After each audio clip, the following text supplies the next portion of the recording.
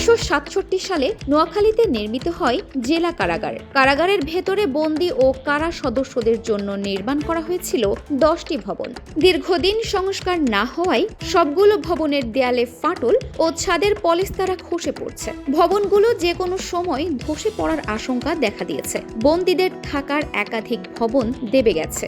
সম্পূর্ণ সব কোয়ার্টার ভাঙা, এগুলো যদি ঠিক করতেই হবে, ব্যবস্থা না করলে আমরা সাধারণ মানুষদেরকে সেবা দিতে পারতেছি না। আর এই ভবনটার উপরে এবং নিচে প্রতিটা রুমের মধ্যে ছাদের কংক্রিট উঠে গেছে। সেন্ট্রিফিউজ গুলা বা ওয়াল গুলা সামান্য বৃষ্টিতে ডুবে যায়, আর ড্রেনেজ সিস্টেম অকেজো। নিচু ভূমি ও দীর্ঘদিন ধরে ড্রেনেজ ব্যবস্থা বিকল হয়ে পড়ায় সামান্য বৃষ্টিতেই কারাগারের ভেতরে ঢুকে পড়ে পানি। এতে বন্দী ও কারারক্ষীদের ভোগান্তি বেড়ে যায় বহুগুণ।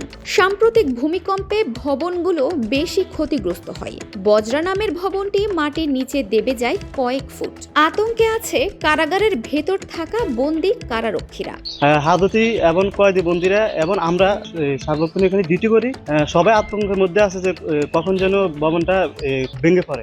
ডিউটি যাতে গাম্বে দিয়ে যেতে হয়, বেড়াকে থাকতে পারতেছি না আমরা। ভিতরে যে সমস্যা, বাইরে সে একই সমস্যা আমাদের। বর্তমানে প্রায় প্রত্যেকটা ভবনই খুবই ঝুঁকিপূর্ণ। কর্তৃপক্ষ জানান, এখানে বন্দী কারারক্ষীর সবাই আছে। তারা সব সময় আতঙ্কের মধ্যে কাজ করে যাচ্ছেন। কারা কর্তৃপক্ষ বলছে, মারাত্মক ঝুঁকি বিবেচনায় 1 বছরে ঊর্ধ্বতন কর্তৃপক্ষকে দেওয়া হয়েছে 42টি চিঠি। আমি প্রায় 40-42টা চিঠি দিয়েছি এবং এই চিঠি দেওয়ার মাধ্যমে আমাদের ঊর্ধ্বতন কর্তৃপক্ষ তারা নড়েচড়ে বসেছেন এবং তারা এই চিঠি নিয়ে কাজ শুরু করেছেন। কারা অভ্যন্তরের সব স্থাপনাকে 2017 সালে ঝুঁকিপূর্ণ ঘোষণা করেছে গণপূর্ত বিভাগ। নতুন করে কারাগার নির্মাণের জন্য 400 কোটি টাকার একটি প্রকল্প পাঠানো হয়েছে বলে জানায় গণপূর্ত বিভাগ। এটা পুনর্নির্মাণ করতে হবে, তো এটা পুনর্নির্মাণ এখনো ড্রয়িং ডিজাইন স্টেজে আছে।